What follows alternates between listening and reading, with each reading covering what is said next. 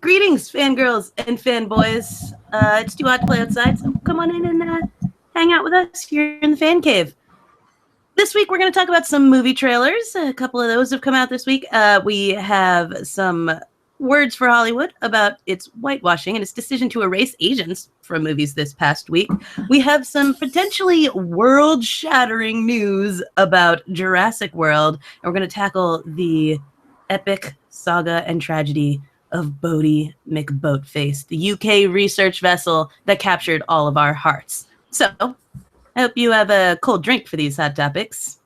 Let's get down to business. Hello there, Kristen. Well, hello there, Corrigan.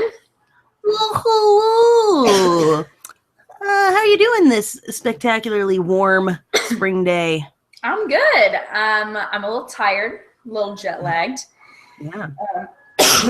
But I'm good. Other than Nashville, huh?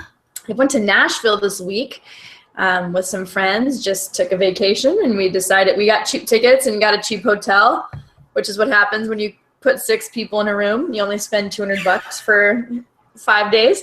Did you have to pretend that you were putting fewer than 6 people in the hotel room? Yeah, so we only sent 2 people. So 4 of us flew out together, and then the other 2 came in a little bit later.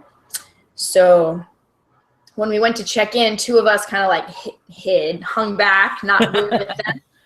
And then they were like, oh, we have some friends coming. Can we leave a key for them? The other people are coming. So we left a key at the front desk for them. And then we went out, the 4 of us went upstairs, got ready, went out, and then they came out and met us.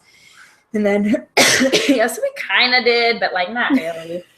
Lazily gave the system. Yeah, except for the one time when we were in this like lounge area, because we were, Kinsey's, my friend's mom was like a gold member, whatever, we were gold members. We got this lounge area. And the lady was coming by, and you had to have a key to get into the lounge area. So I'm not really sure why she needed our room number. She was like, what's your guys' room number? And we were like, but there were 5 of us. The other friend wasn't in there. And we're like, 26, we gotta give her a room number. And then she's like, wait, all of you? And we're like, uh-huh. And then she walked away. We're like, oh God.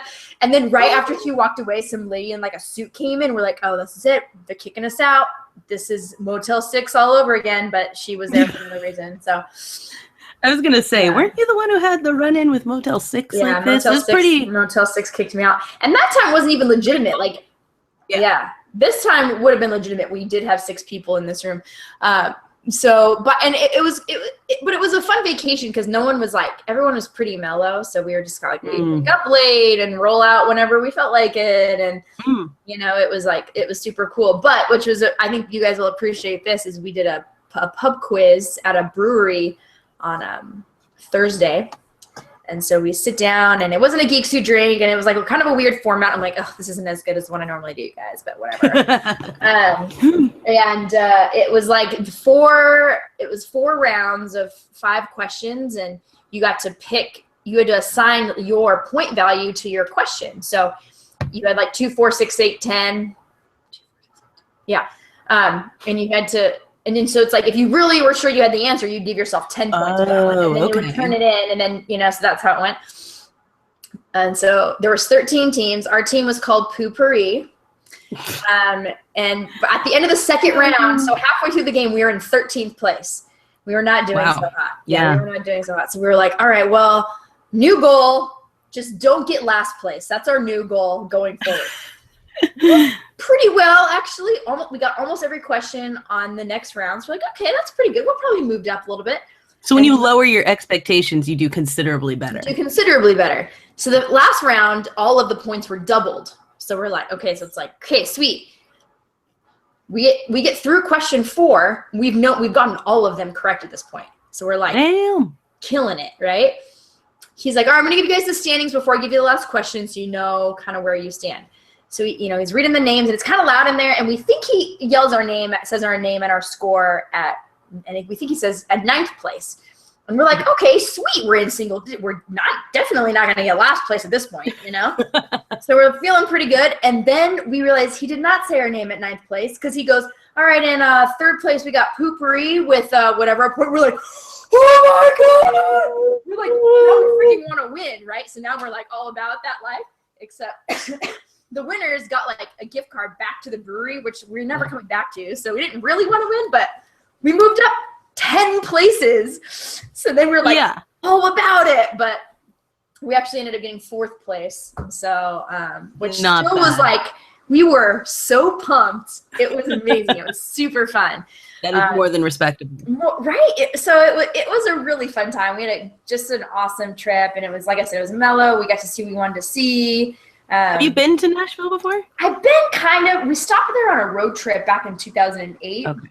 And we did a couple of little things, but not a whole lot. So this was really fun because we like went out on the town and we went dancing and we just went to like this winery plantation place, which was fun. And it was just a really good time. And like I said, everyone was like, amazingly, I was ready to come home, obviously, on Monday, but amazingly, I didn't want to murder them, even though we'd been like 6 girls in a room with 1 bathroom. Shockingly, we didn't want to murder each other. That's like adult life where everyone's like at the point where they're just like chill enough that you don't get into like, I just want to kill everybody. Yeah, and they were just fun and funny, and they have now. I mean, we've hung out before, so technically this is kind of my sister-in-law's group of friends that they've kind of adopted me into. We are all bridesmaids together. But now they truly kind of understand my awkwardness around other humans because they kept being like, "Why do you say those things?" And I'm like, "I don't know. It's like a reaction to my, and I don't know why I say them. It just happens. It just comes out." And so they had a pretty good laugh at my expense multiple times. Like, we should be writing these things down that you do. And I was like, probably should write them down because it is pretty bad. But so it was really fun. I'm glad to be home. I'm tired. Like I said, a little jet lagged. I ate so much fried food, so much meat, but it was like we went to this place called Monell's where it's like family style. So you just sit at a big table and then other people will come and sit with you and they just bring food out and you just pass it around or whatever. And it was like, it was unreal. So we sit down and there was like a cabbage salad and a cucumber salad on the table. Then they bring out cornbread and biscuits. Then they bring out mashed potatoes, green beans, white beans, turnip greens. And we're like, okay. And so we're like, I guess we're going to eat this in a little bit, And then they bring out corn pudding, fried catfish, ribs, stuffed shells, fried chicken. And they have banana pudding on the table for dessert, like banana bread pudding on the table. And we are like, dying. It's everything tastes like someone's grandma made it for you, and we are just, they were gonna have to roll us out of there. So we're sitting there and this couple sits down and they're very nice. They were on a road trip, so we're chatting with them. And then this other couple, we'd kind of been eating, they kind of brought out some of the food and we'd been passing it. And this woman walks up with her husband and she goes, "Hey, bring out the corn pudding yet?"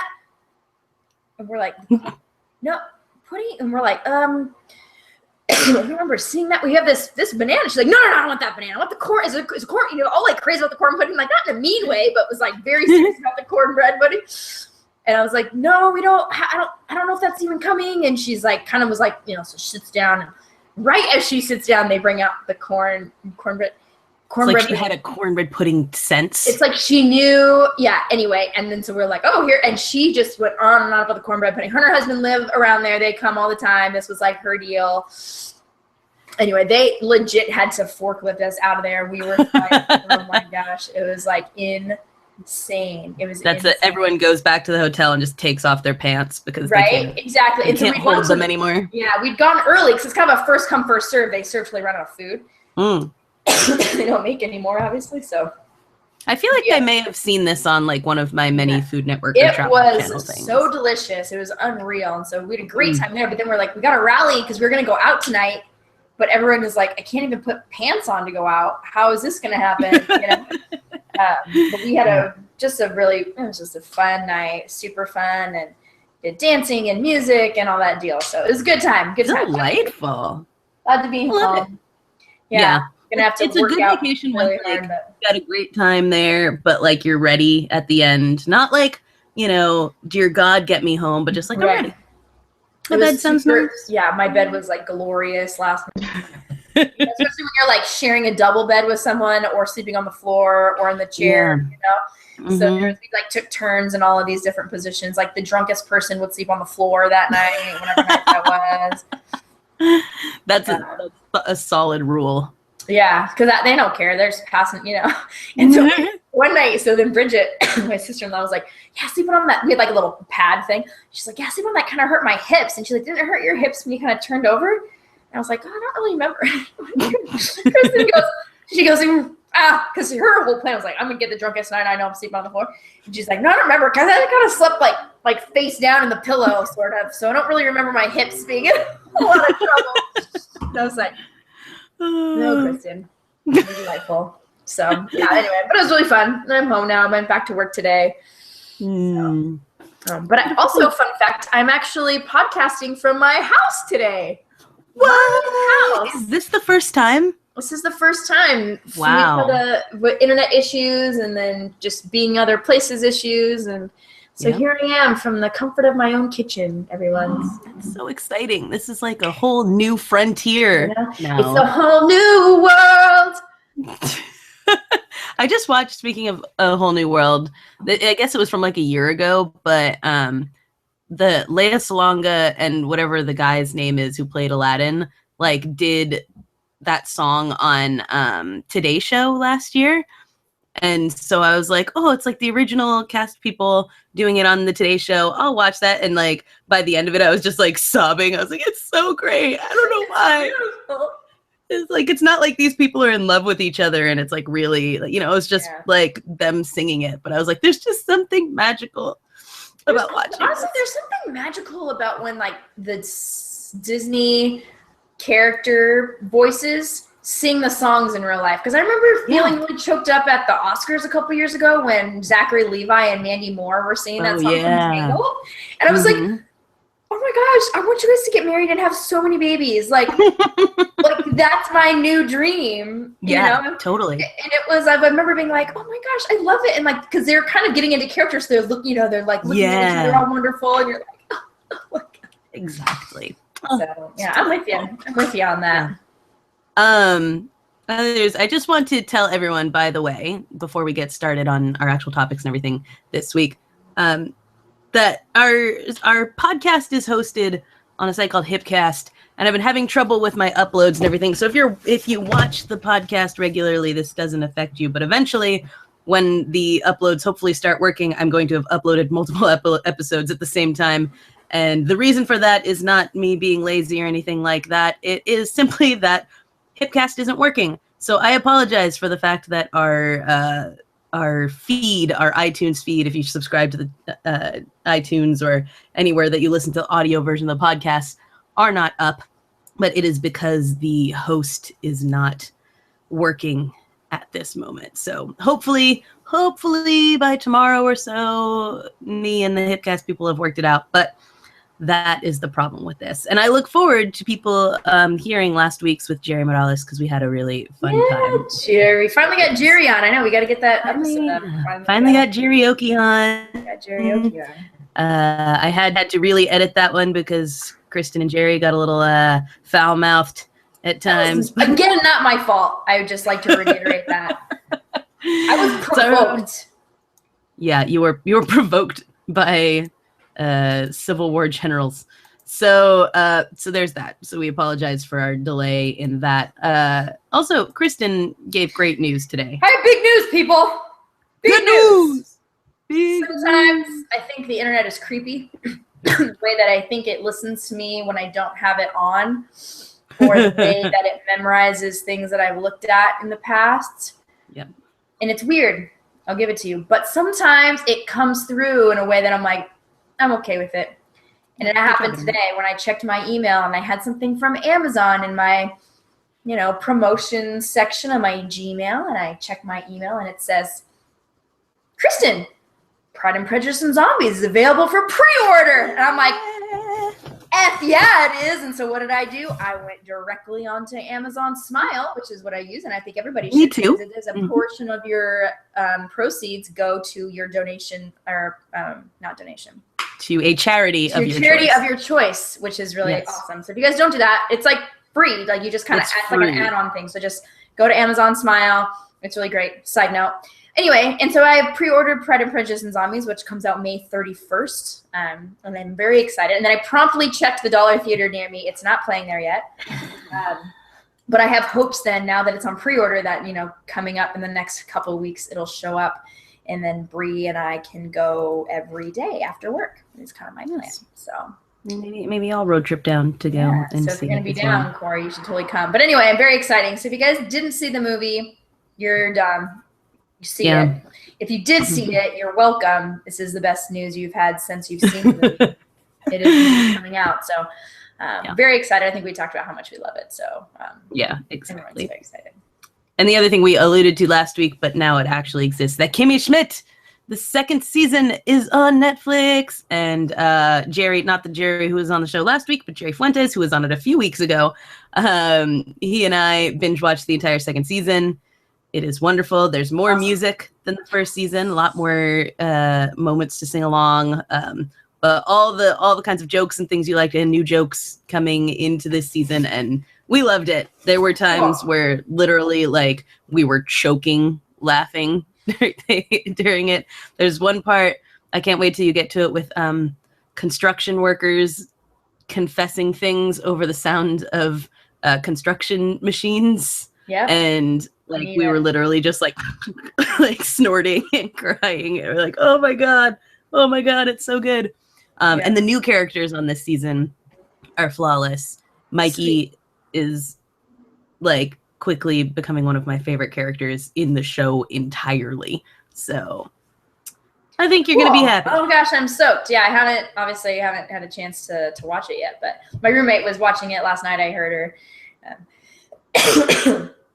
I can't believe you're still coughing. I know, it's like a thing. It happens to me every time I get if I get a really bad cold, it settles right here.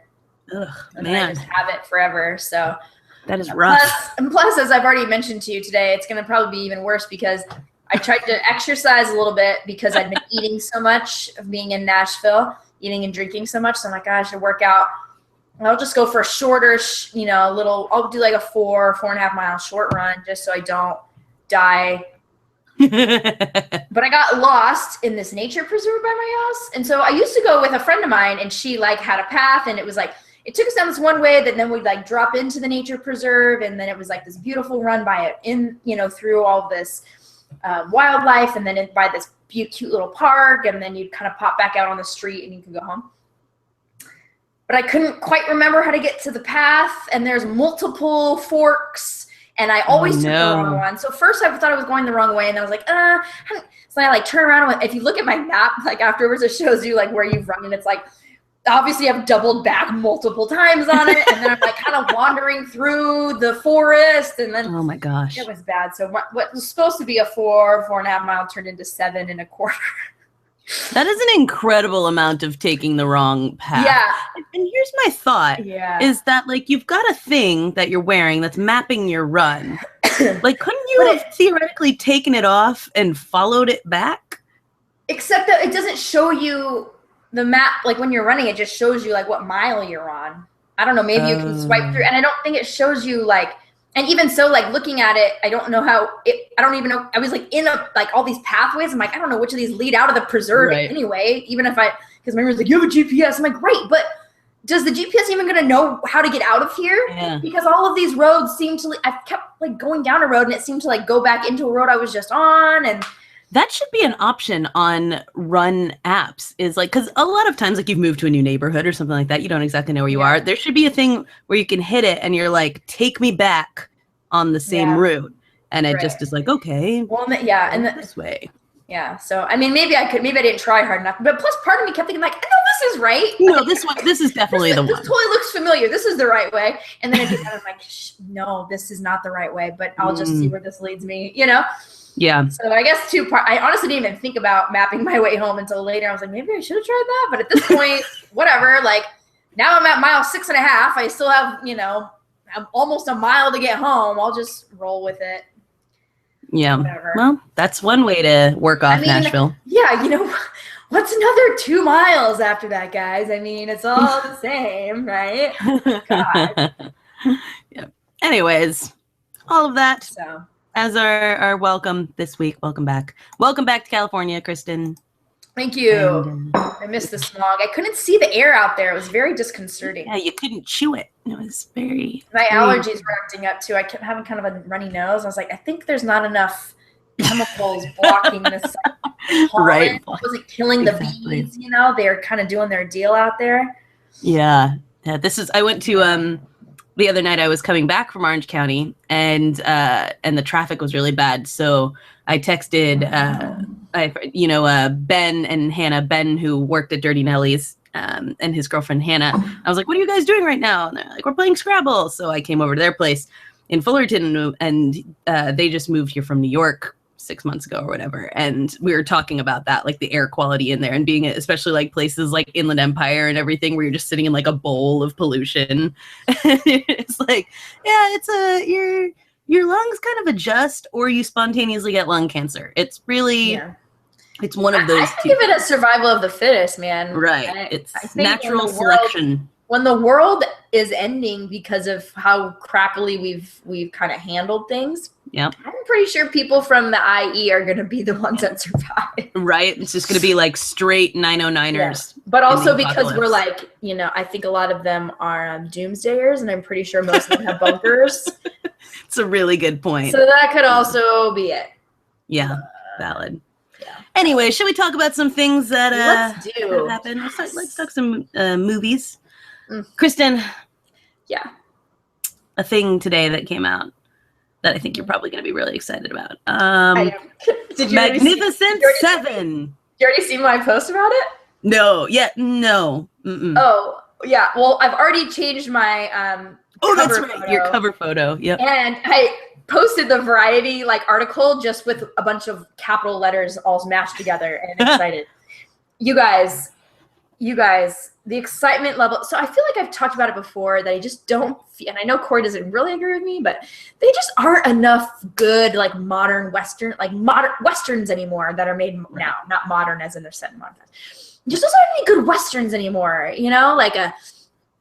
Something about the white hat and this riding in and all this stuff. And so I was very excited when we found out a year or so ago that they were going to be remaking Magnificent Seven, not only with Chris Pratt, who we were excited about, but with Denzel Washington, people. Yes. Denzel Washington. And so today they released the first photos from the set.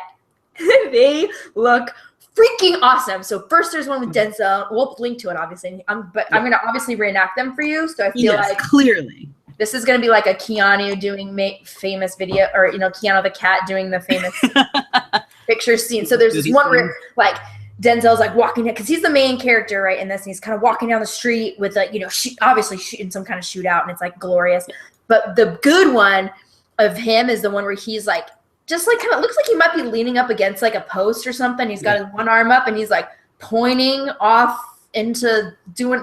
something, and he just looks like a badass. And he's got the hat on, and he's always got that crooked mouth, which I'm obsessed at staring with when he talks or smiles or does anything. Yeah, it's mesmerizing. Yeah. The way his mouth moves when he talks. And I love it. I just love it so much. Okay. But then the great picture was the one of him and Chris Pratt leaning on a fence post together. And it is glorious and amazing and beautiful. And I love it so much. And it looks like the ultimate Western. And then there's one of everybody in the cast, which also includes Vincent D'Onofrio and Ethan Hawke. And some other people I've never heard of, but it's actually a very interesting cast. And there's a ton of people, and they scattered in some no names, which is cool. Or maybe they are people I just don't know who they are. I shouldn't say no names. Maybe they're famous. But even it looks great. We haven't really gotten too much more information from that. If you don't know the story of Magnificent Seven, they're basically kind of guns for hire. These 7 guys, 7 obviously. Imagine that. So the original was Steve McQueen and Yul Brynner back in a year that I don't remember. But this is going to be the remake, and I'm so excited for it. 1960. There you go, 1960. I'm very excited. It's going to be just fun. I think it's going to be fun. I think it's going to be what I've been waiting for a Western to come out. For me, I don't feel there's been any good ones that I've really wanted to see, other than the depressing ones that are oh, look at this pioneer woman who goes crazy. I'm right. I kind Yeah, much of a which looks good, but yeah, it's not the same thing. Yeah, last night I had the supreme displeasure of watching part of Hateful Eight before I just left because I couldn't do it. Because the theater, as some of you know who listen regularly, if you don't, the class that I teach is an exhibition, and so we run screenings at a movie theater here in Isla Vista. And so we were doing Hateful Eight last night, and the supervisor who's usually there for the whole screening was sick, and so he asked me to stay, which meant that I had to be there until 1:15 in the morning when the movies finally ended. And so I was like, you know what? We're showing Hateful Eight. It's free. I'll just sit there and watch it so I don't fall asleep before I have to go back to the theater at 12:45. And so I sat down through 45 minutes of that movie, and it was like, I mean, it's exactly what you expect of Tarantino, but, it's the heavy-handed dialogue with constant use of the N-word and then just beating the crap out of this woman and then laughing about it. And it's like, I get that the people in here aren't supposed to be good guys per se, but it was just like everyone are such bad guys, and you're supposed to almost like find it funny. Because of the situation and the absurdity of it, you're supposed to find it hilarious as they keep on like just beating this woman. And, I was like, oh, I can't. And so 45 minutes into it, nothing had changed. That was the entire movie so far, just in this carriage beating up this woman and saying the N-word over and over again. And I was like, okay, I'm out. And so I left, and I came back, and people had said like, yeah, the movie's really boring. And then the last 15 minutes or whatever picks up.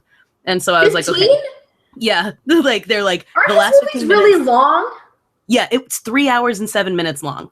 Yeah, I'm sorry, I am not doing that. That is right? cannot be this worth is what it. I'm talking about. Nothing so is then I go 2 hours 45 minutes of terribleness. Yeah, and so I go in there, and I'm like, I'll watch the last 20 minutes or whatever just to see like what the craziness is. And I go in, and it's just so gross and violent and terrible. And it's the same thing, like horrible violence against a woman while men sit and laugh. And I was like, what is this? And this is like, with like Django and this is the Western that we get right now. It's not the Western we deserve, people. It is not the Western we deserve. And so this is one of the reasons, like looking at these pictures from Magnificent Seven and like knowing what the source material is and everything, that I'm like, I'm almost more breathing a breath of fresh air after having watched that movie last night. And then, hearing about this one, I'm just like, yes, this is what I will sit and watch, like a diverse film that's fun, that, like obviously Westerns are fraught with all kinds of problems given the politics of the West. But at the same time, if we're going to make a Western, that doesn't mean it has to be something that just reinforces the problematic elements of westward expansion. Like it's 2016. Let's make a movie that's not like that. Yeah, and let's call it out. Yeah. That's not, I guess what I'm looking for, and the thing is, like, I know a lot of old Westerns, like, obviously they sort of glorify that time or golden age it a little bit. Right. Which obviously is problematic, when looking back. Like, I honestly don't want to go back and be in the West, to be honest with you. I mean, clearly some woman just gets beat up for 3 hours. Yeah. But I don't know, there's something about, for me, I don't know. It's just like the simpleness of like, there's like the good guys and the bad guys, and they like ride in and like save the day. And I just love those. Right. I just love those kinds. And I always think the scenery is just breathtaking. Mm-hmm. And I know this one was filmed in Louisiana, a lot of it. And so to me, it's always shocking to me how much being from Southern California, shocking. They couldn't have filmed this in America. We don't have spaces like that.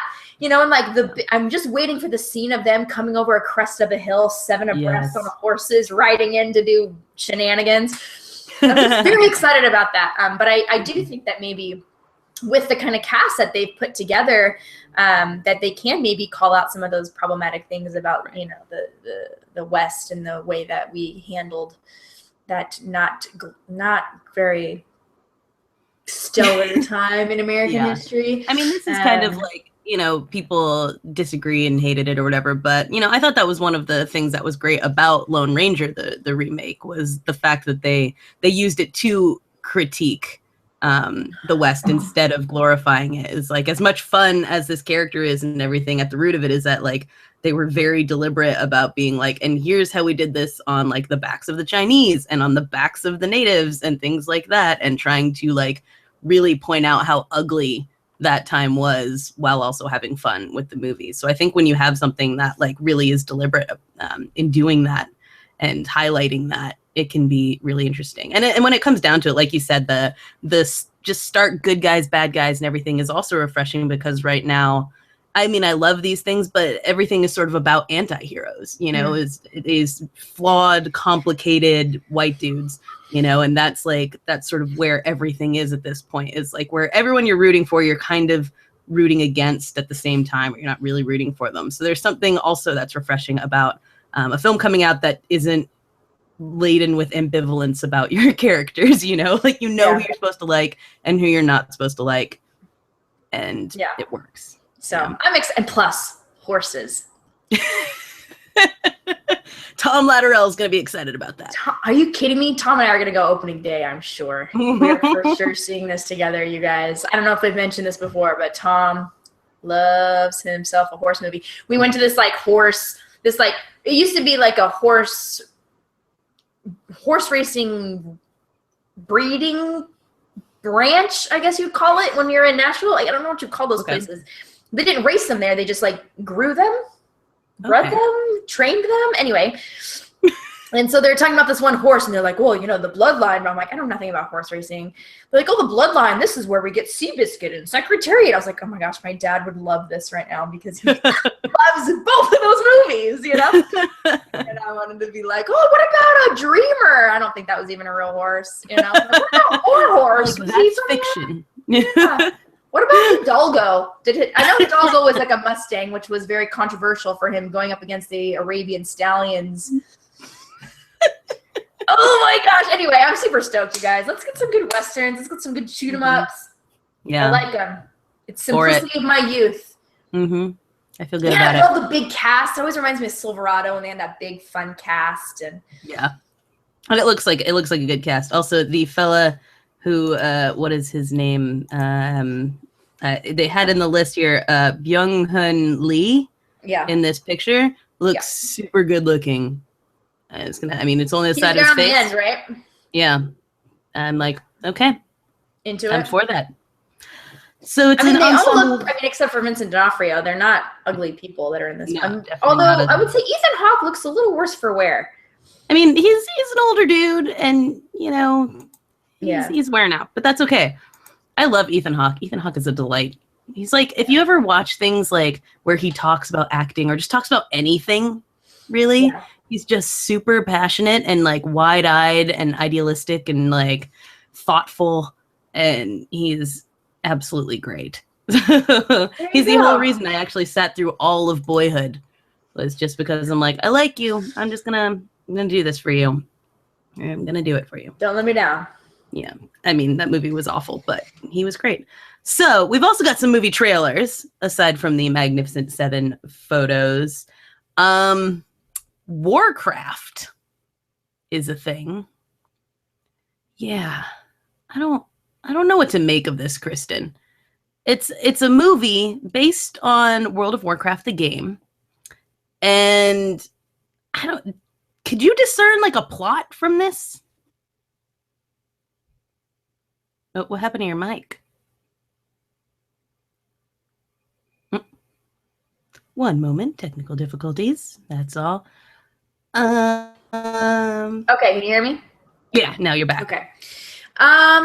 So this was the newest trailer, right? Because I've seen some. Was there a trailer before?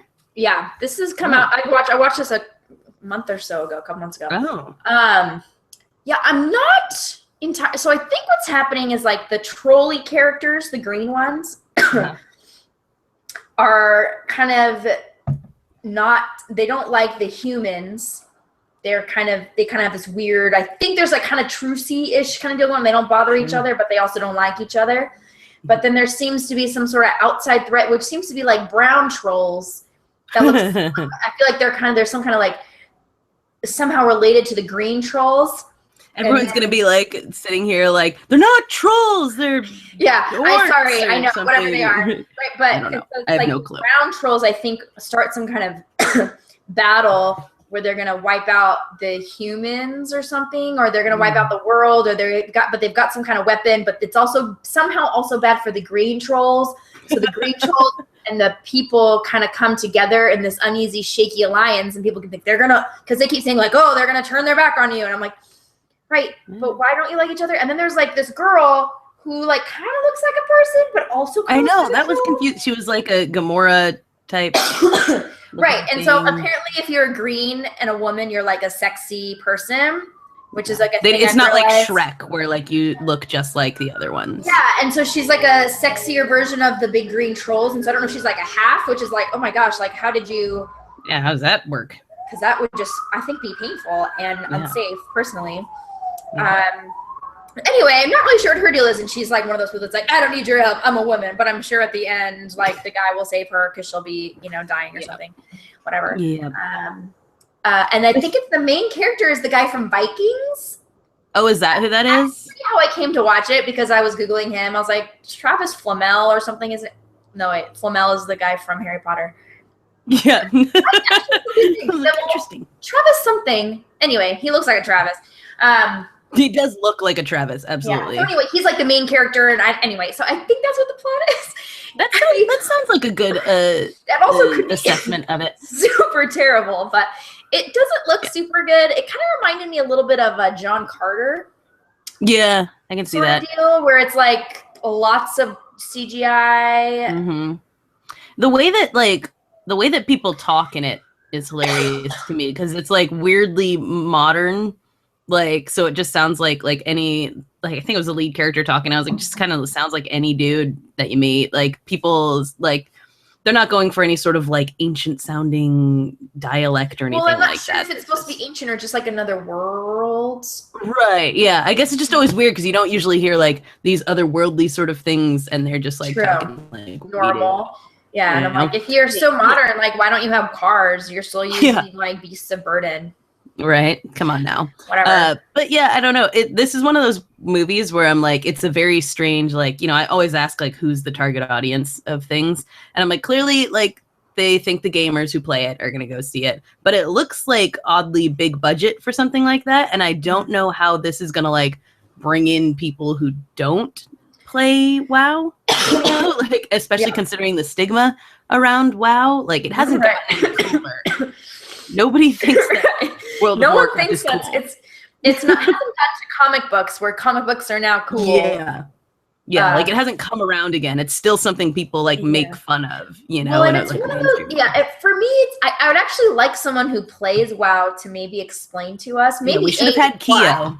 Keo should have told us. Right, we should have someone maybe tell us what the plot is, or I'd actually like them to listen to my assessment and see how close we are. Yeah. But maybe have them tell, like, I would kind of like to hear that, because for me, I'm like, I have no interest in seeing this. It doesn't, like, not hooking me at all. So it's like, for someone who actually plays it and is in that world, like, what is their assessment of it? Like, are they excited? Like, how does this match up to what you play?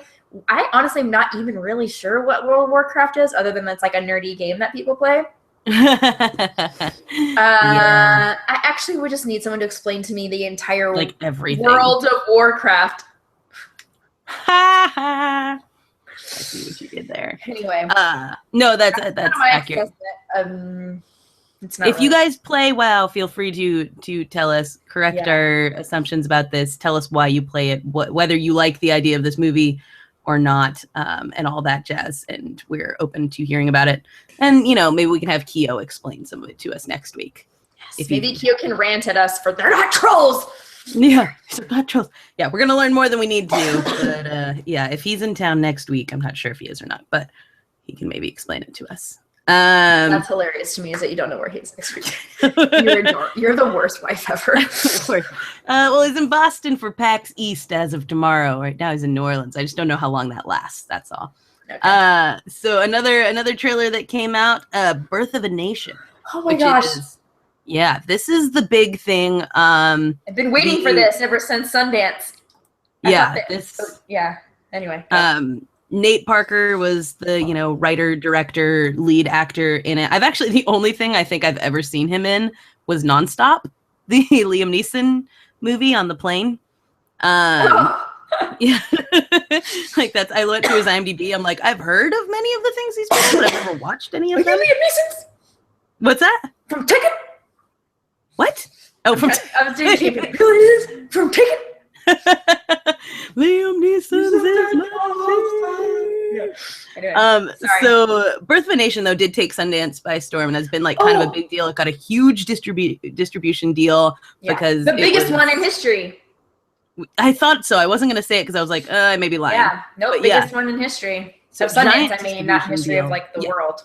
Right, clearly. But it's a slave movie that is actually made by a Black person, which is very unusual because usually they're white directors, white screenwriters, and everything, and so this is sort of a different perspective on making this. So a lot of people initially came out the gate like, oh, another like Black people are only ever in slave movies thing. It's like, no, you need to realize how like revolutionary it is for it to actually be made from the perspective of like Black people making a movie for themselves. And so it basically looks like kind of the premise of this is that he's like the slave he's like Christian and he's sort of held up as like the he's Nat Turner. Yeah, he's Nat Turner. So he's like a Christian and he's kind of the guy who like is supposed to inspire everyone. We're going off of the premise that people don't know who Nat Turner is, right? Is that what we're going off of? Okay. Yes. You guys, it's about Nat Turner, okay? Yeah. You should already know what we're talking about. Sorry, go Kristen. ahead. Keep going. I'm listening now. I'm going to stop talking. You're the same person who assumes everyone knows like who McClellan is as well. And everybody should know who McClellan is, Corrigan, for the last time. Yeah. And so essentially, I guess just read on the Nat Turner. I'm try to explain. No, that was good. No, that was a good set. It was good, and it. Now I'm like, okay, well, fine. I know. I'm sorry. No, actually, the trailer really actually spells it out really well for you. But you kind of see him coming to realize what is actually happening around him, and obviously, then this leads to this famous rebellion, and it's obviously going to be very sad. I almost started weeping in the minute 57 trailer that is out, you guys. Yeah, like I almost started openly crying. Like it. Oh my gosh. Oh, it was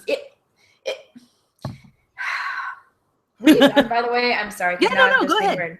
Okay. I've already interrupted you 18 times during this thing. I'm sorry. It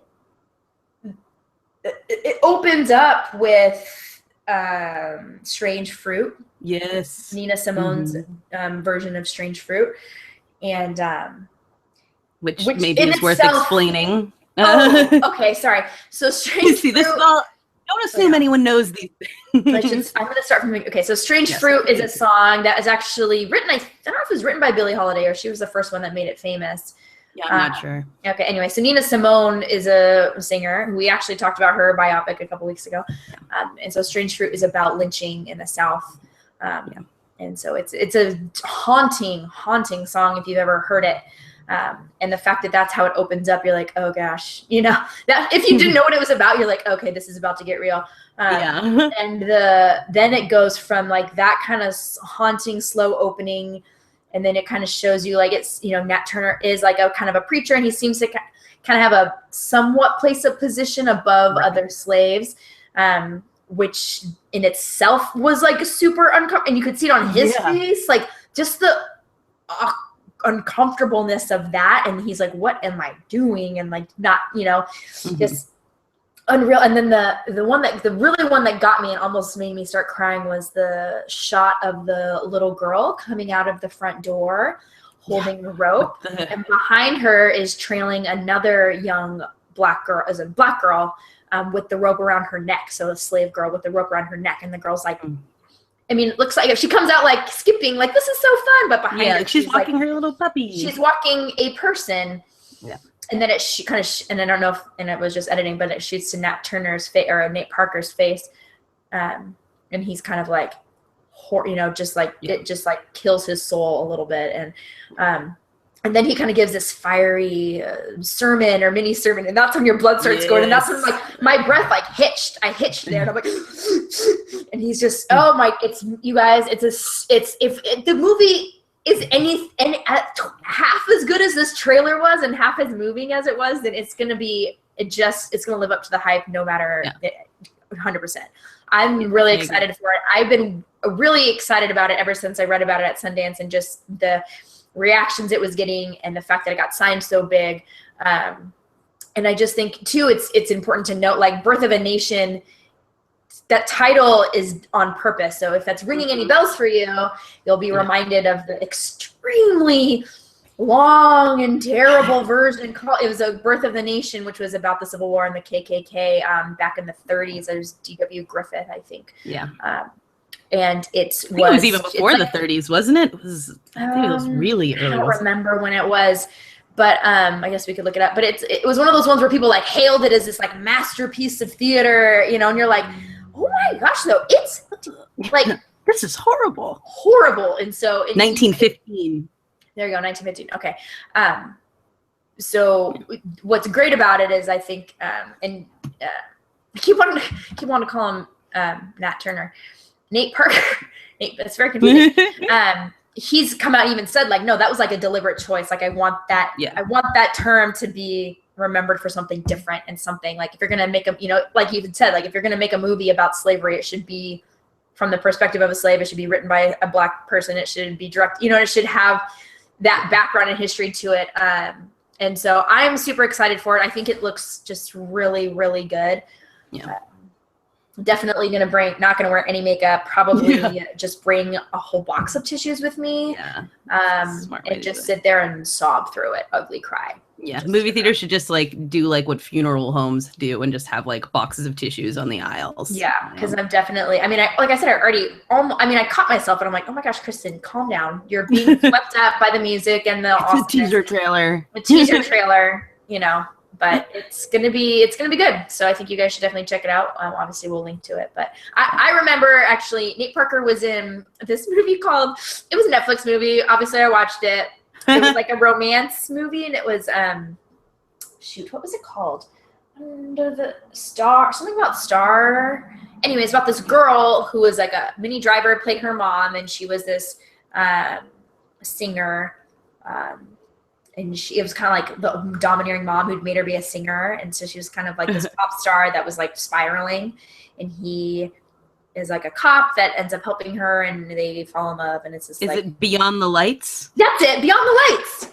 I know, star, well, that was close. That actually does sound familiar. I feel like I heard good things about that. It was good. I liked it a lot. He was really good in it. And I was like, who is this guy? Word. Yeah. Hello. And so it was really good. It was like, it was one of those like depressing ones where you're like, oh gosh, is she going to get her ish together, or is this going to be like really sad ending? Right. But I really enjoyed it, actually. I'd also like to point out what's fun on the like IMDb page is this is like a reversal of every IMDb page ever, because in the entire like front page cast of this movie, there are 2 white people, Minnie Driver and Tyler Christopher. The rest of them are all people of color. Yeah. There you go. So good job, Beyond the Lights. So, anyway, it was good. I really liked it. So you guys can check that out. I think it's still on Netflix, so you can check it out if you want. Keeps telling me to watch it again. So yes. So the third trailer, which will lead into other discussions, but is Doctor Strange, which I have to say the trailer looks very badass. Yeah. Heather Feather had the best response, when we were talking at the end of the podcast last week about like, oh my God, the trailer came out while we were recording. Yeah. And so Heather responded while we were talking about that. And she was like, Benedict Cumberbatch's voice has a beard in this trailer. I was like, or it has facial hair in this trailer. I was like, oh my God. Yeah, that pretty much sums up exactly what it sounds like in this. It's just really gruff and hardcore. And like amazing, because I was like, that's not it's him, right? That's right. Like when I had to watch it again, and I was like, no, I guess that is him talking. I'm trying to think, I've never heard him not speak in his normal voice. Yeah, before. But I mean, no, you didn't see The Whitey Bulger movie. No. Yeah. Oh, I guess it Plays would have been Bostonian. Yeah. Yeah. So anyway, yeah, it looks very. I mean, I don't know. I know zero about Doctor Strange or Stephen Strange. Yeah.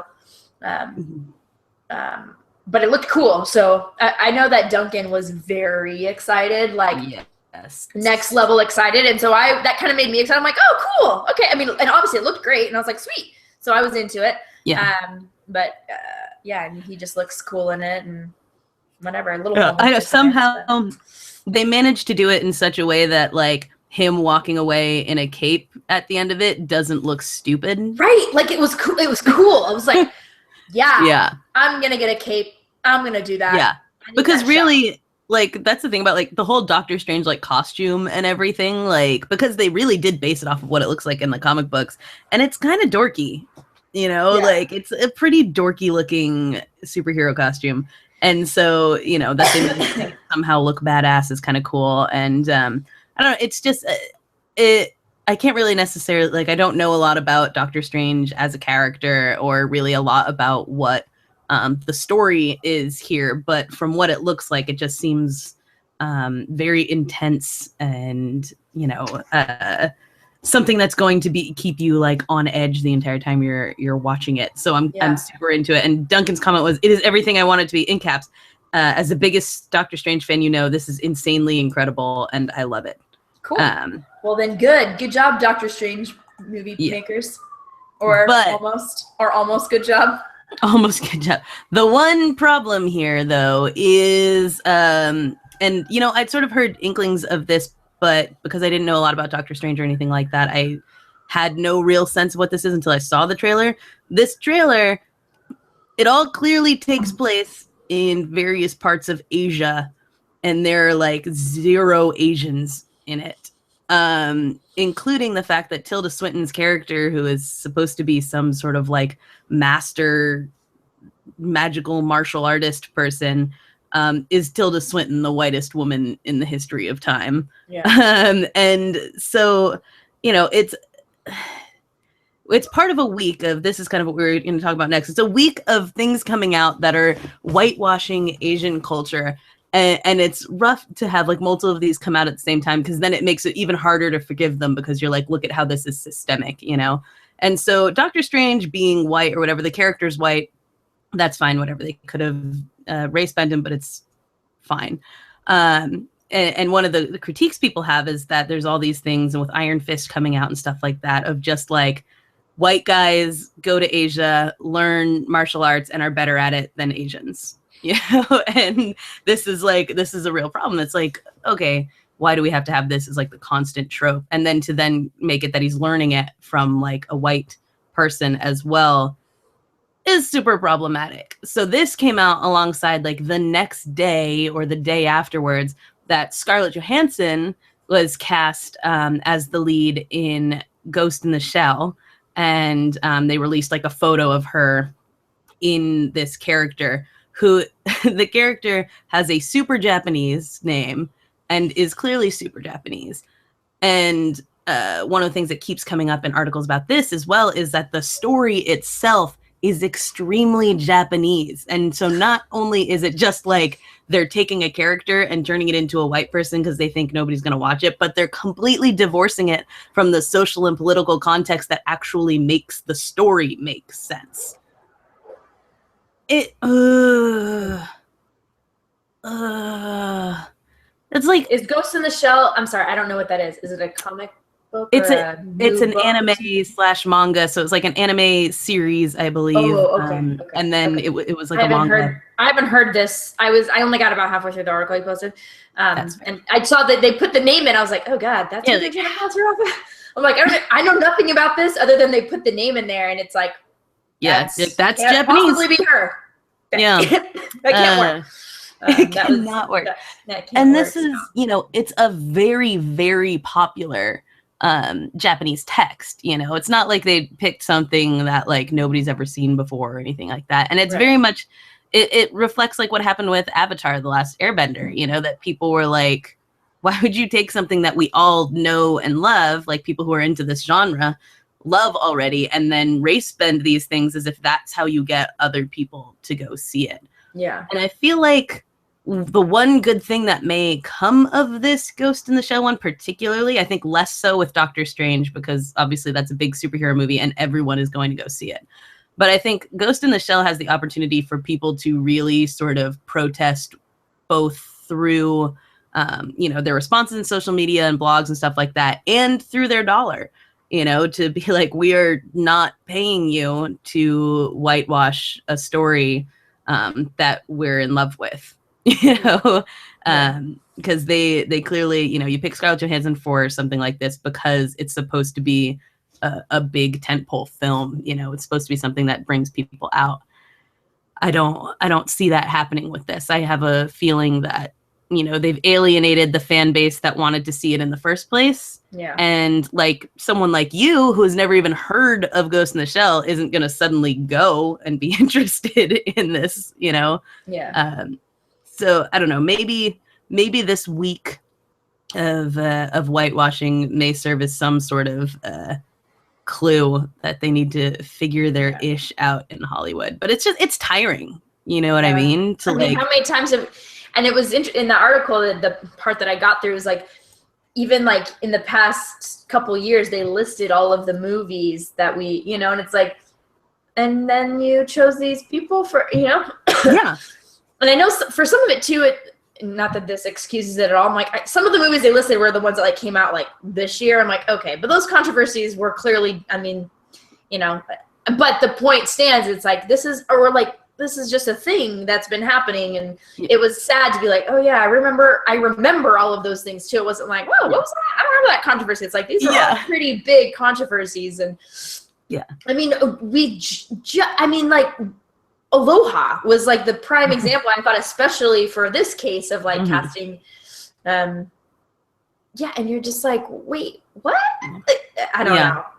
And Asian visibility right now is just like is one of the bigger problems, and it's with this way with all people of color and things like that, and with women leading movies and things like that. Like, we see this across the board that we're just having a lot of problems with this.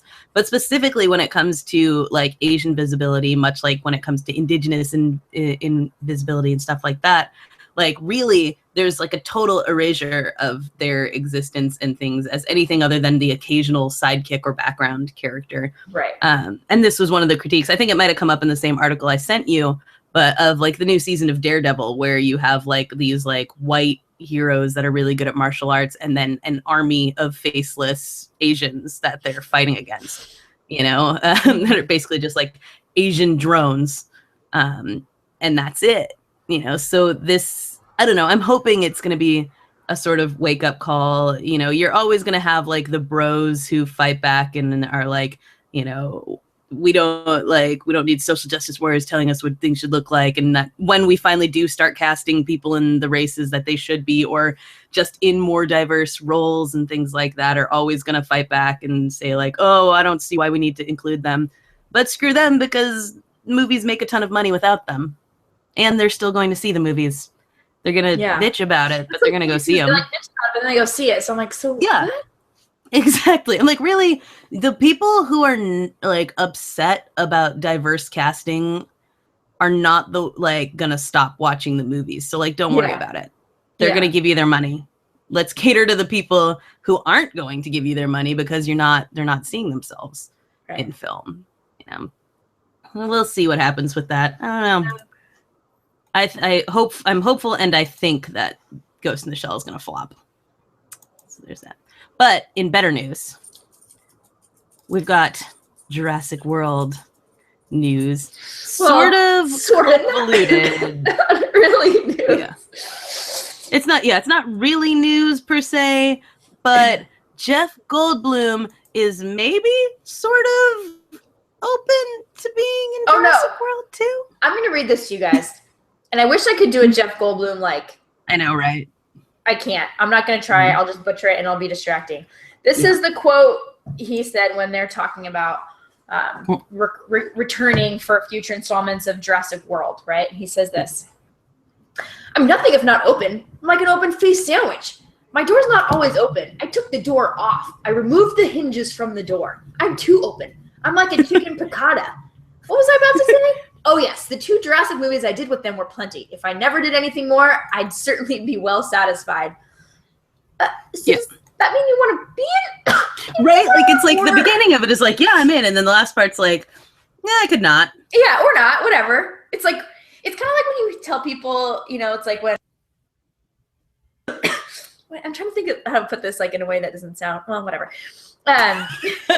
Oh, you're thinking about it before you say it? I know. I'm like, I'm just gonna go for it. And see, it's pointless to think about it because then I just go for it anyway. It's like when someone's like asking you out, and they're like, "Well, do you want to go out? Like, if you want to, like, if you know, like maybe like if not, like, I don't care. It's like whatever." And you're like, "Right? So do you want to go out or you don't?" Is this like default or like do you want to or you don't? So it's like the same thing where he's like, well, or whatever. I mean.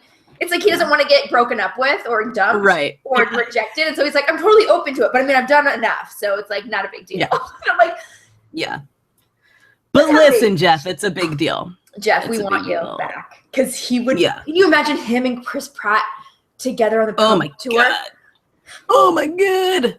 I can't, my heart hurts from just. I mean, right? This is the thing is like, there's no downside. Stop talking about it.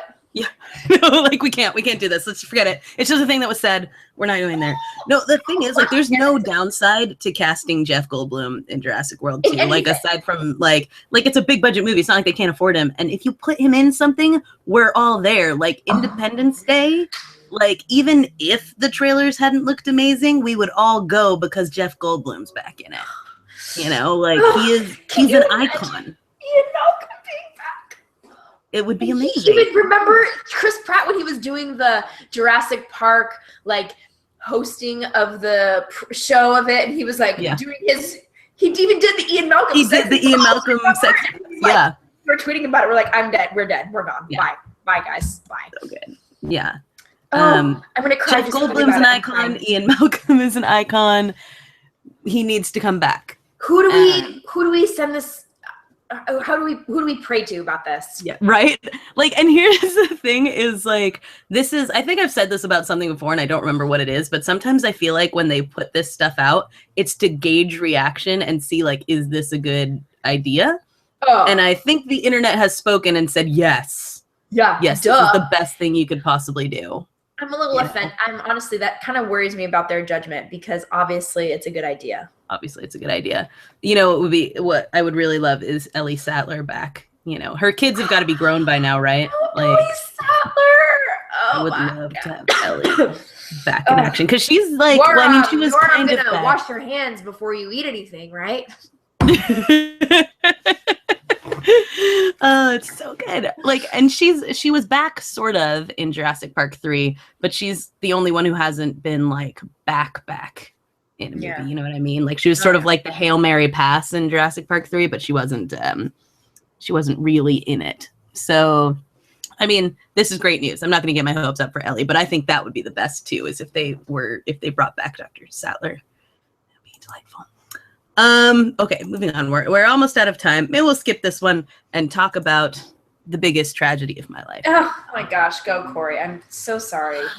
When I saw it, I think Wes posted it to your wall and I was like, oh no. Oh no. So I think I mentioned maybe a couple weeks back Boaty McBoatface, which was there's a science vessel in the UK that decided to run a sort of poll type thing where they would have people submit names for this new research vessel, and they were crowdsourcing it, and ostensibly the one that got the most votes would win. However, as we know in America from the time that a space shuttle was almost named Stephen Colbert, you really can't just ask people and go with the popular vote. So the popular vote ended up, you're going to get people A, B, and C, and they pick between those. Yeah, and they pick between them. So what ended up happening was that the popular vote went to this guy's totally throwaway suggestion of Boaty McBoatface. And I'm not talking about like a slight win. I think it said it was like over 100,000 more votes than the second place one or something like that. Like, which is like for a little girl that has cancer. That has cancer, right? And then another, like, you know, the artist David Attenborough was another one. Like, there were all these different ones that were like very serious, very appropriate suggestions. So for the past couple days, like some of the people who were involved with this research vessel and stuff were like, you know what, we like it. It's silly. It's fun. Like, let's do it. I think that's perfectly appropriate for us to name it. It's in the spirit of Great Britain to have, you know, this boat be named this. And then today, sadly, someone who actually has some say in the matter came out and was like, it's inappropriate, where this was never going to be about who the popular vote. It was going to be sort of a list of suggestions and we'd consider. And so, alas, it looks like this is the end of the story of the RMS Boaty McBoatface. We hardly knew you. We hardly knew you. I mean, like, realistically, that's what it's going to be referred to. Obviously. Like, if they discover anything, you know that no article about it will be able to say, like, just the name. They're going to be like, which was once almost dubbed the Boaty McBoatface. Like, you can't get away from it. That's the boat's name. Oh gosh. And I was reading the article that was on NPR, I guess, and it was talking about the person that threw it away was like a correspondent for BBC. It looks like he's in hot water, like trying to defend it. Yeah, like, he's like, no, like we were talking about it and my friend said big red boat as a joke. And so I felt like I should have one. And so I said Boaty McBoatface. Yeah. And then he was like, there were so many funnier ones on there. And it's like, oh my goodness, it was so great. And he's like horrified that it's like gotten so much traction, which I think is even better. I was like, it's kind of perfect, you know. It makes it even better that this like very serious guy was kind of like, Boaty McBoatface, like that's hilarious. And then he's like, oh my god, people actually want to call it that. That wasn't, you know, it wasn't like it started like an international incident out of the whole thing. It wasn't like crazy Ira and the douche trying to be funny. Exactly. It's like these were like serious newscasters for the BBC. Yeah. Oh man, it's tragic, you guys. Yeah, it's very tragic. So I hate to end on a sad note, but I had to throw that out there just in honor of Boaty McBoatface, because it will always be in my heart and in my soul. And if I ever have a boat, which I will never do because I have no reason to have a boat, but if I do, even just get like one of those, like my canoe. I'm going to name my canoe, or kayak. We have a kayak, not a canoe. It is officially Boaty McBoatface. As it the should kayak. be. As it should be. It's like, did you ever see One Crazy Summer? I don't think so. Oh. It's like John Cusack. It's like John Cusack, Demi Moore, Bobcat Goldthwait. And it's like he's like on like, you know, it's like summer in the Hamptons or whatever, and he decides to join this regatta. And they like build this boat. They get this crappy boat and they rebuild it, and it's like they're gonna kind of break the champagne and do the whole thing. And they're like, and we give you the boat, and that's what it says on the side. It's just called The Boat. Nice. Nailed it, guys. I'm for that. So yes. So. Sorry about that, Cora. Bummer. What? Bummer summer. I said sorry about that. Bummer summer. Thanks, Wes, for, you know, busting up my dreams. Crushing dreams. Soul crusher Wes. Dream crushing Wes. That's what we call him. Old dream crushing Wes. That is true. So that has been this week's Electric Fan Cave, and we will do our best to get it up in audio form soon, because that's kind of the point of a podcast, is to be able to listen to it. So we're sorry for not being there for you lately. Make sure that you follow us on the YouTube and on the iTunes and on the Stitcher. I stopped paying for SoundCloud, so there's just like clips and stuff on it now, because we had Hipcast. Now I have regrets, but I did it all wrong. But you can follow us on other things, and you can follow us on SoundCloud if you want. It's just not updated very often. And make sure that you check out the blog on electricfeast.com, and you can see all the links that we talked about. Easy peasy. Watch the trailers, read the articles, and, you know, comment and tell that guy, the scientist, that he should really name his boat Boaty McBoatface for science and ethics and love and so forth. Is that all, Kristen? That's all, folks. That's all, folks. As they say. For this week, I'm Corrigan Bun. And I'm Kristen Lotterell. Peace out, everybody. Take it easy, kids.